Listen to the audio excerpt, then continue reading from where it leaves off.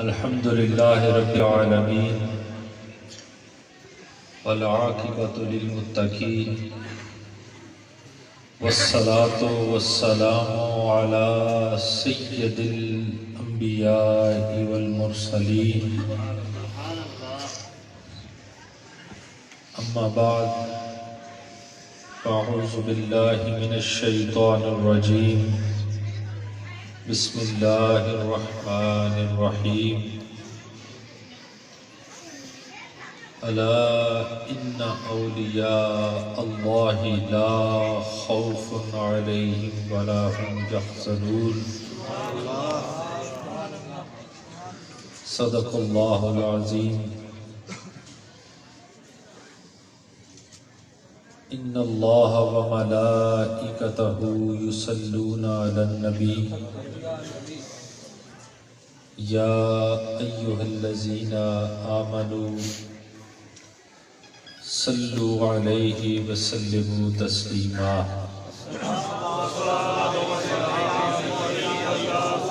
الصلاة والسلام عليك يا سيدي يا رسول الله الصلاة والسلام عليك يا سيدي يا حبيب الله الصلاة والسلام عليك يا رحمة للعالمين یا محبوب رب العالمین الصلاة والسلام عليك يا خاتم النبيين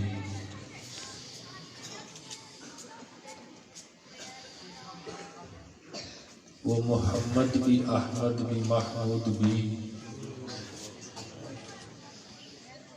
حسن مطلق کا شاہد بھی مشہود بھی علم و حکمت میں وہ لا محدود بھی ظاہراً امیوں میں اٹھایا گیا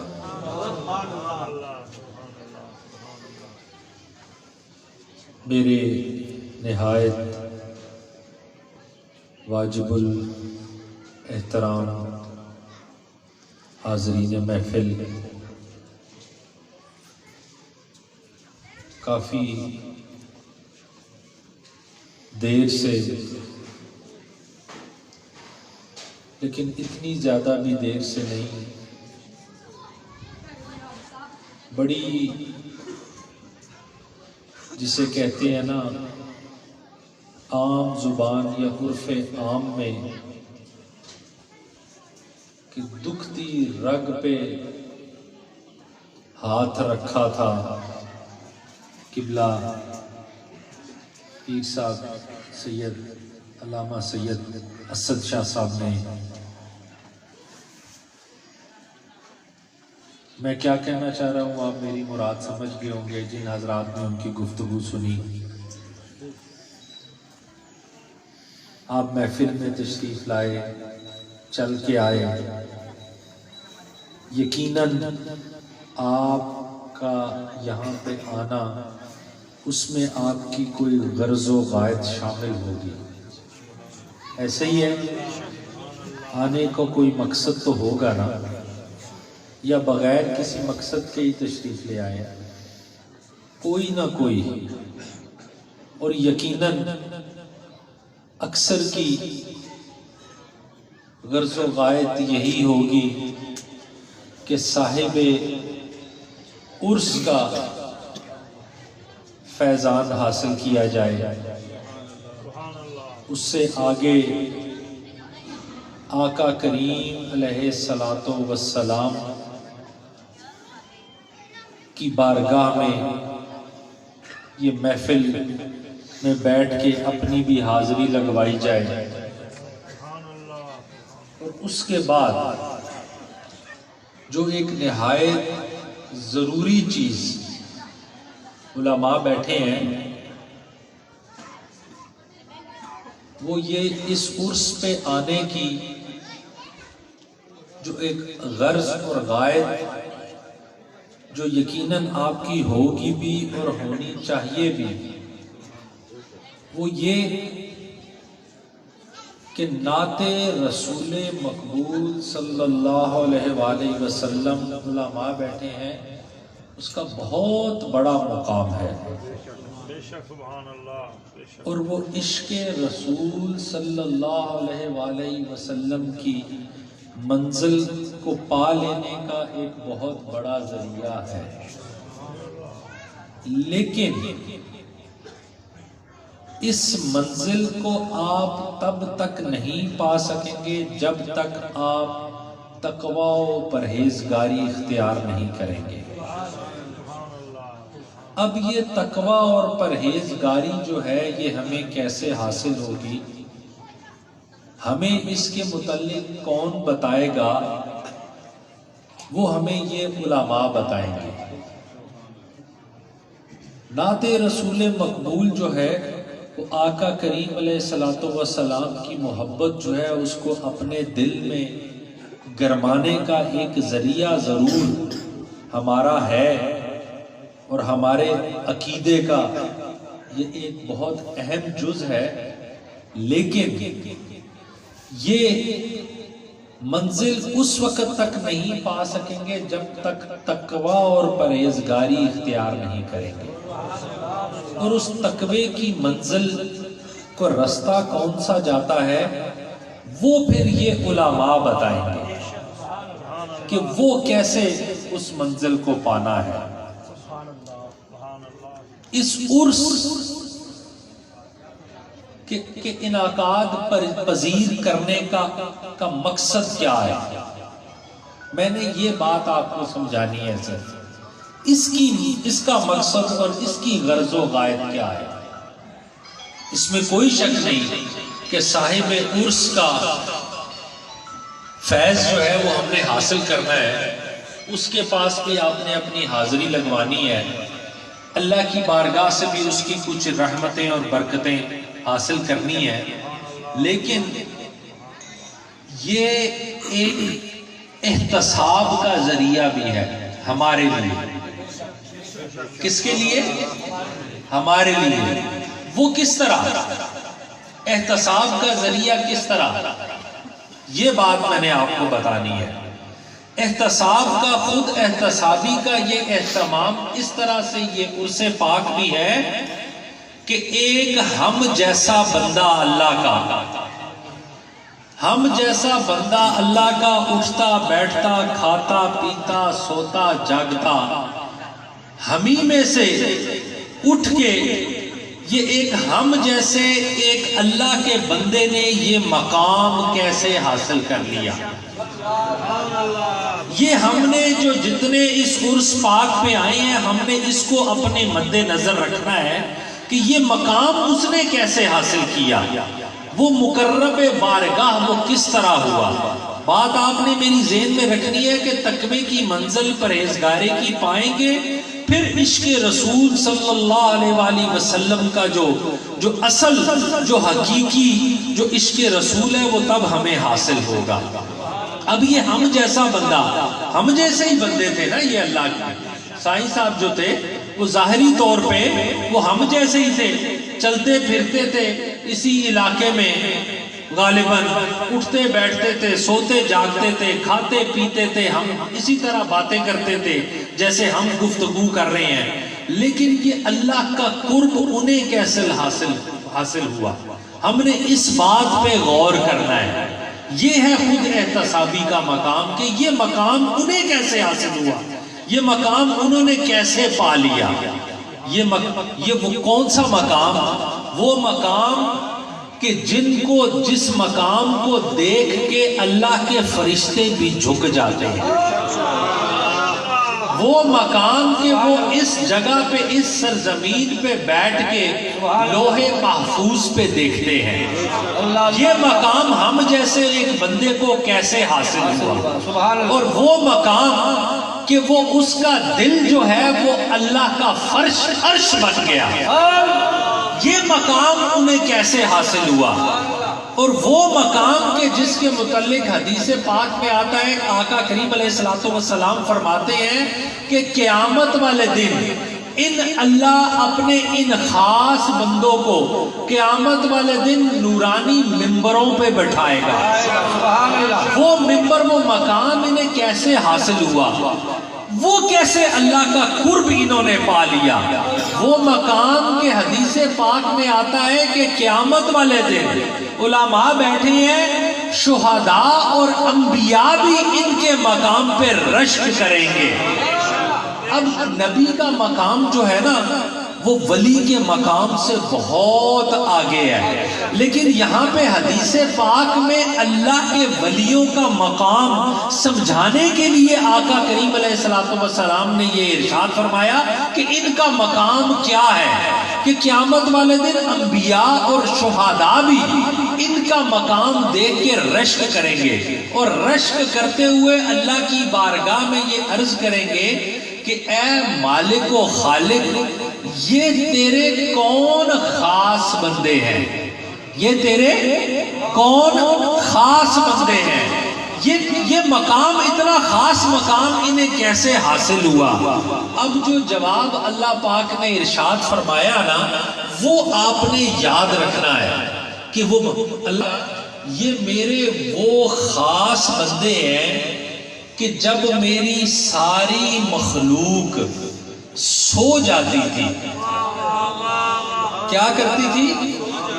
جب میری ساری مخلوق سو جاتی تھی، یہ اس وقت میری یاد میں مصلی پہ کھڑے ہو جاتے تھے اور ساری رات میرا قرآن پڑھتے تھے، اور پھر سردیوں کی طویل راتوں میں لمبے سجدے کرتے تھے میرا قرب حاصل کرنے کے لیے۔ میری آرزو ان کے دل میں رہتی تھی، میری محبت جو ہے یہ اس کی طلب میں ہر وقت ان کا دل دھڑکتا تھا، یہ میرے وہ خاص بندے ہیں۔ سبحان اللہ، سبحان اللہ۔ اب آج کے اس دور میں ایک اور بات بھی میں آپ کو اپنا موضوع سمجھانے کے لیے یہ بتاتا چلوں کہ آج کل کے اس دور میں شاہ صاحب نے جیسے میں نے عرض کیا نا بڑی دکھتی رگ پہ ہاتھ رکھا ہے، بات ان کی صرف سمجھنے والی ہے، اگر ہمیں سمجھ آ جائے تو۔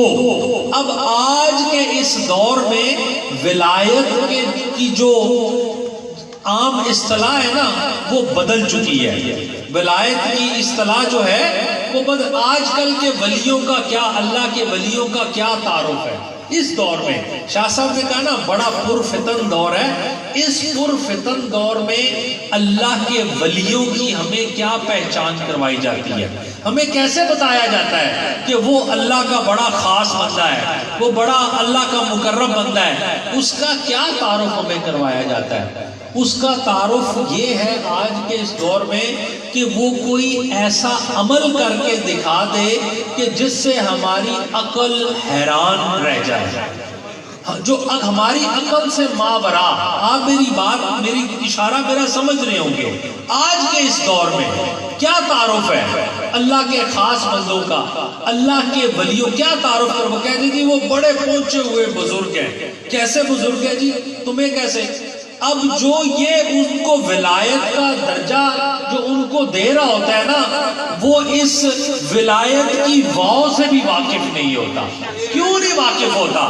ایک مثال دے کے میں اپنی بات سمجھا کے موضوع کی طرف واپس آؤں گا۔ مجھے آپ نے یاد کرانا ہے، یاد کروانا ہے۔ کیسے؟ کہ آپ نے سرکار سیدنا زین العابدین کا نام تو سنا ہے نا، سنا ہے نا؟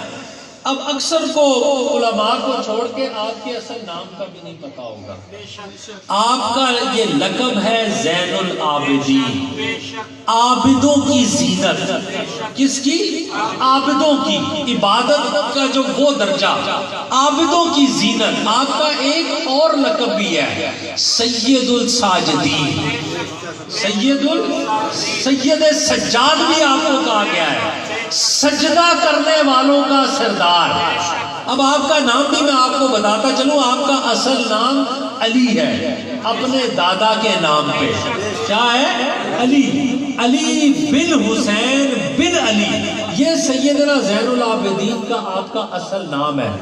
اب یہ زین العابدین، میں نے آپ کو اپنا موضوع سمجھانا ہے صرف کہ آج کل کے اس دور میں ولایت کے یہ جو بتا سرٹیفکیٹ دیتے ہیں وہ، اور وہ زین العابدین، ان کو یہ زین العابدین کا خطاب کس نے دیا؟ یہ زین العابدین کا خطاب انہوں نے دیا جو خود بھی عابد تھے، جو خود صحابہ تھے، انہوں نے آپ کو زین العابدین کا یہ خطاب دیا۔ سید الساجدین کا آپ کو سرکار سیدنا زین العابدین کو انہوں نے خطاب دیا جو خود بھی عابد اور زاہد تھے، انہوں نے آپ کو یہ خطاب دیا۔ میری بات آپ کو سمجھ آ گئی نا کہ آج کے اس پرفتن دور میں ہمیں کیا تعارف کروایا جاتا ہے کہ فلاں شخص بہت پہنچا ہوا ہے۔ موضوع کی طرف میں اپنے واپس آتا ہوں کہ ان کو یہ درجہ، یہ ہم جیسے بندوں کو یہ مقام کیسے حاصل ہوا؟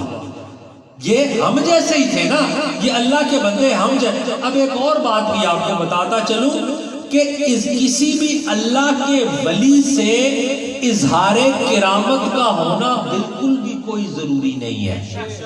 ولایت کے درجے کو پا لینے کے لیے اظہار کرامت بالکل ضروری نہیں ہے۔ اللہ کے بہت سے ولی ایسے بھی گزرے ہیں جن سے کسی ایک بھی کرامت کا اظہار نہیں ہوا۔ آج کل کے تو اس دور میں سب سے پہلے کسی ولی کا جب تعارف کروایا جاتا ہے یا جب کوئی بندہ کرواتا ہے تو ہم سب سے پہلے پوچھتے ہیں کہ یار ان کی کوئی کرامت ہے؟ کوئی کرامت ان کی دکھاؤ۔ بات کر رہے تھے علامہ صاحب میرے پیر کی، سرکار مجدد الفسانی کی، بات کر کے میں اپنا موضوع سمجھانے کے لیے صرف اس بات کا سہارا لے کے میں واپس اپنے موضوع کی طرف آؤں گا۔ آپ جب گوالیار کے قلعے میں بند تھے، کون؟ مجدد الفسانی جب گوالیار کے قلعے میں بند تھے تو اس دوران کیا ہوتا ہے کہ آپ کا ایک مرید گوالیار کے قلعے سے کے باہر سے، دروازے کے باہر سے گزرتا ہے تو وہ سپاہی نے دیکھ کے پہچان لیا کہ یہ مجدد الفسانی کا، شیخ احمد سرہندی کا یہ مرید ہے، تو وہ پیچھے بھاگ پڑے اس کو پکڑنے کے لیے کہ اس کو بھی پکڑتے ہیں، یہ کدھر ادھر باہر پھر رہا ہے۔ اب جب آپ کے مرید نے دیکھا نا کہ سپاہی جو ہے وہ بادشاہ کے میرے پیچھے لگے ہیں تو آپ کے مرید نے ایک جست لگائی اور قلعے کی سفیل کے اوپر جا کے بیٹھ گئے۔ اب آپ نے قلعے کی سفیل دیکھی ہوگی، وہ 2, 4, 5, 10 فٹ اونچی نہیں ہوتی، 25, 30 فٹ اونچی ہوتی ہے، بلکہ اس سے بھی زیادہ، اوپر جا کے بیٹھ گئے۔ اب جب سپاہیوں نے یہ منظر دیکھا نا تو وہ ڈر گئے، گھبرا گئے، میں نے کہا اللہ اکبر، یہ کیا معاملہ ہے؟ وہ بھاگ گئے، واپس بھاگ گئے۔ اب یہ جو واقعہ ہے یہ سرکار مجدد الفسانی کی بارگاہ تک پہنچا۔ کہاں تک پہنچا؟ ان کے شیخ تک یہ پہنچا۔ اب جب شیخ کے علم میں یہ بات آئی، میں نے بات آپ کو سمجھانی ہے کہ کسی بھی ولی کے لیے یہ ضروری نہیں ہے کہ اس سے کرامت کا اظہار ہو، آپ کو اس کی کرامت پتہ لگے گی تو تبھی آپ کو پتہ لگے گا کہ یہ اللہ کا مقرب بندہ ہے۔ نہیں، یہ مقام حاصل کرنے کے لیے اظہار کرامت ضروری نہیں ہے۔ اب جب سرکار مجدد الفسانی کے پاس یہ بات پہنچی تو آپ نے اپنے اس مرید کو ایک پیغام بھیجا۔ آپ نے اس کو یہ پیغام بھیجا کہ اے میرے مرید، تجھے کیا فلسفہ کربلا سمجھ نہیں آیا؟ کیا تیری نظر سے کربلا کا فلسفہ نہیں گزرا؟ تو اس مقام پہ ابھی نہیں پہنچا؟ کیا تو نے اس مقام کو تو ابھی نہیں سمجھا کہ کربلا کا فلسفہ کیا تھا؟ کربلا کا فلسفہ یہ ہے کہ اگر میرا امام چاہتا تو دجلہ و فرات چل کے اس کے قدموں میں آئے۔ صدائے چورر شریف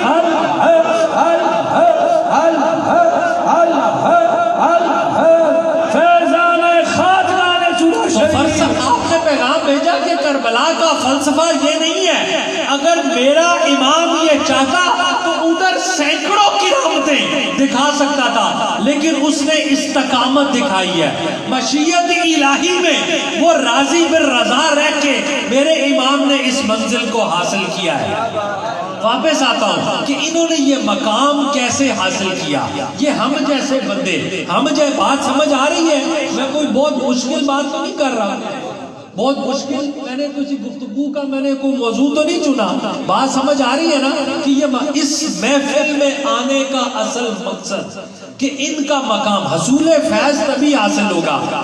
علامہ صاحب قبلہ پیر صاحب نے، شاہ صاحب نے بڑی جامعہ گفتگو کی، کاش کہ آپ کی سمجھ میں آ جائے۔ آپ فرما رہے تھے نیچے زیادہ لوگ کھڑے ہیں، اور ساتھیوں میرے نہایت واجب الاحترام، میرے لیے سب احترام کے قابل ہو، میرے سے بڑے بزرگ بھی بیٹھے ہیں، جب بھی کسی بھی صاحب مزار کے عرس پہ جاؤ تو یہ عقیدہ لے کے جاؤ، یہ نظریہ لے کے جاؤ کہ صاحب عرس، صاحب مزار جو ہے وہ ہمیں دیکھ رہا ہے۔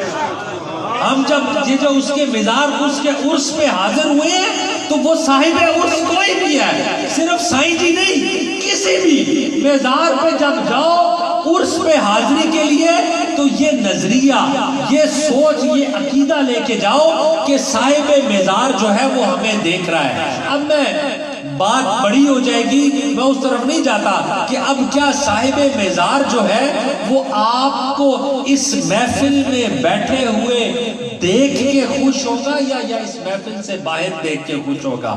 میں اپنے موضوع کی طرف آتا ہوں کہ یہ مقام کیسے حاصل ہوا۔ سرکار با یزید بسطامی، ابو حسن خرقانی کا نام تو آپ نے سنا ہوگا، ایک بڑے اللہ کے برگزیدہ بندے، ایران میں آپ کا مزار ہے۔ سرکار با یزید بسطامی، کون با یزید؟ اب بات اور میرے ذہن میں آ گئی، وہ کرامت سے میں تاکہ موضوع میں آپ کو سمجھا سکوں، بات میری آپ کو سمجھ میں آ جائے کہ اظہار کرامت جو ہے وہ، میں نے پہلے کہا کہ بہت سے اللہ کے مقرب بندے جن سے ایک بھی کرامت کا اظہار نہیں ہوا، وہ بات ہمیں سمجھائی ہے بغداد کے شہنشاہ نے، سرکار عبد القادر جیلانی نے۔ بات کس طرح سمجھائی؟ وہ یہ سمجھائی، آپ فرماتے ہیں کہ یہ جو اللہ کے ولی ہیں یہ اپنے آپ کو دنیا سے اس طرح چھپاتے ہیں، مخلوق کی نظروں سے اپنے آپ کو اس طرح چھپانے کی کوشش کرتے ہیں جس طرح پہلی رات کی دلہن جو ہے وہ لوگوں سے اپنے چہرے کو چھپا کے رکھتی ہے۔ اب تو خیر وہ رواج بھی ختم ہو گیا، لیکن میں 10-20 سال پرانی بات کر رہا ہوں کہ جو پہلی رات کی دلہنیں ہوتی تھی وہ اپنے چہرے کو چھپا کے رکھتی تھی۔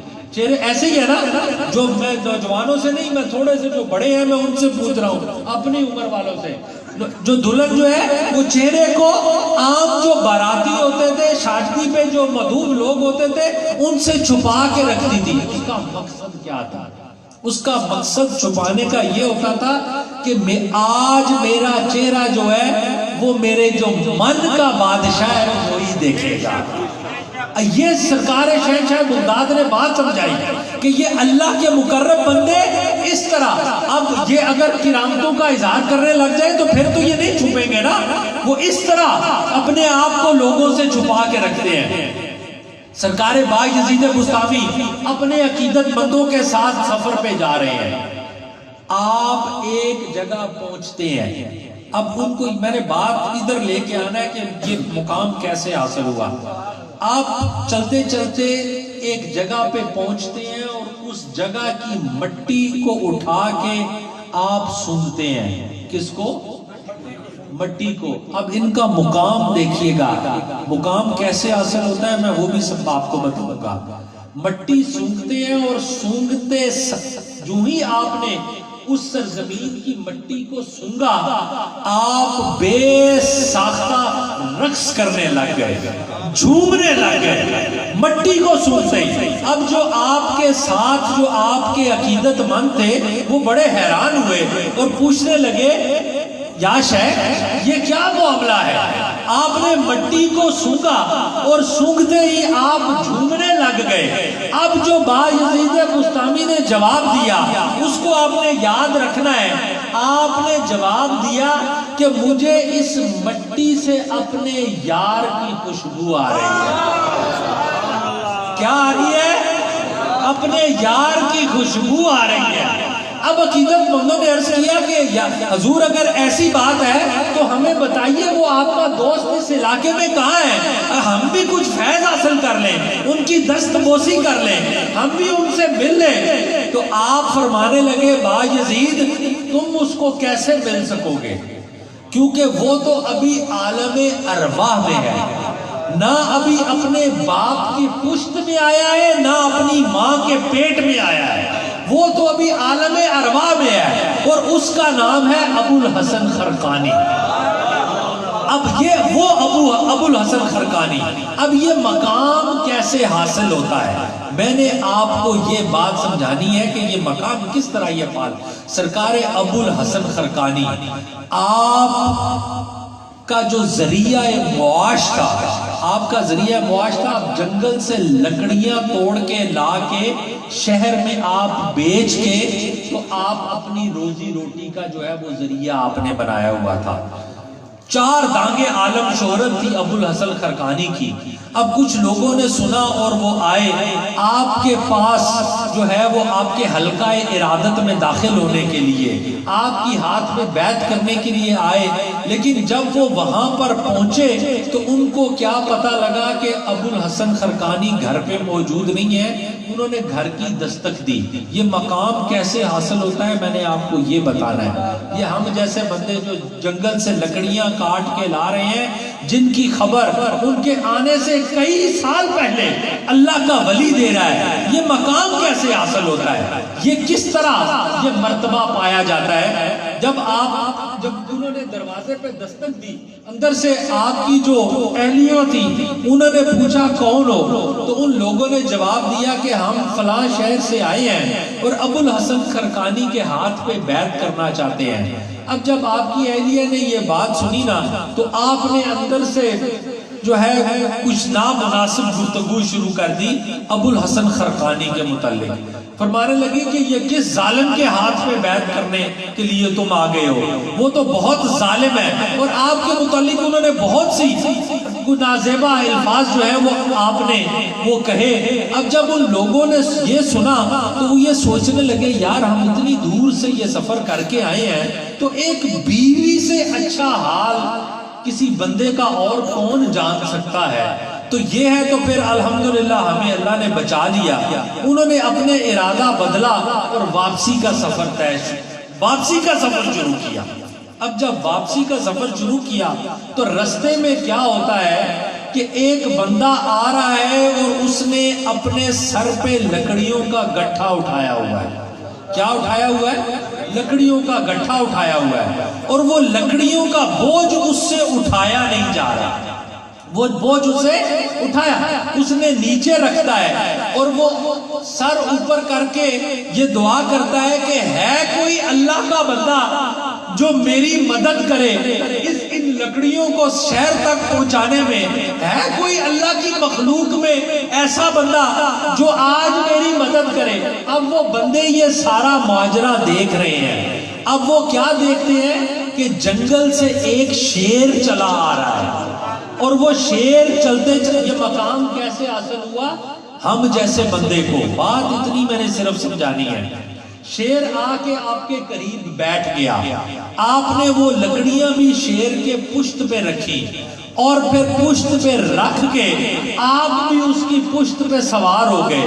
جب سوار ہو گئے نا تو پھر ان بندوں سے مخاطب ہوئے کہ ادھر میرے قریب آؤ، میں جانتا ہوں کہ تم کدھر سے آئے ہو اور کس مقصد کے لیے آئے تھے، آؤ اب میں تمہیں بتا دوں، میں یہ اس سارے معاملے سے واقف ہوں کہ تم میرے گھر بھی گئے ہو، تم نے دروازہ بھی کھٹکھٹایا ہے، اور تمہیں جو آگے سے جو گفتگو سننے کو ملی ہے وہ بھی اس سے بھی میں واقف ہوں، لیکن میں تمہیں اصل بات سمجھانا چاہتا ہوں کیونکہ تم ایک بڑا اللہ کی رضا کے لیے ایک نیک مقصد لے کے آئے تھے، تو کیا تمہیں پتہ ہے نا کہ اندر سے جو تمہارے ساتھ مخاطب تھی وہ میری بیوی تھی اور میرے نکاح میں ہے۔ مقام کیسے حاصل ہوتا ہے میں نے یہ سمجھانا ہے بات کو دیکھیں۔ وہ بندے کہنے لگے جی ابو الحسن ہمیں پتہ ہے تمہاری بیوی تھی۔ اب ابو الحسن یہ فرمانے لگے کہ تمہیں یہ بھی پتا ہے کہ میں اس چیز پہ میں یہ حق بھی رکھتا ہوں کہ میں اسے طلاق بھی دے سکتا ہوں، طلاق دے کے فارغ بھی کر سکتا ہوں، مجھے اللہ اور اس کے رسول نے یہ حق مجھے تفویض کر رکھا ہے، کیا تم اس چیز سے واقف ہو؟ بندے کہنے لگے بالکل ابو الحسن یہ تو تمہارے پاس حق ہے، تم نے یہ عمل کیوں نہیں کر دیا؟ یہ عمل کس طرح تم اس زندگی میں جی رہے ہو؟ اب جو جواب ابو الحسن نے ارشاد فرمایا وہ آپ نے یاد رکھنا ہے کہ یہ مقام کیسے حاصل ہوتا ہے۔ یہ مقام اس طرح شعبدہ بازیاں دکھا کے حاصل نہیں ہوتا، اس مقام کو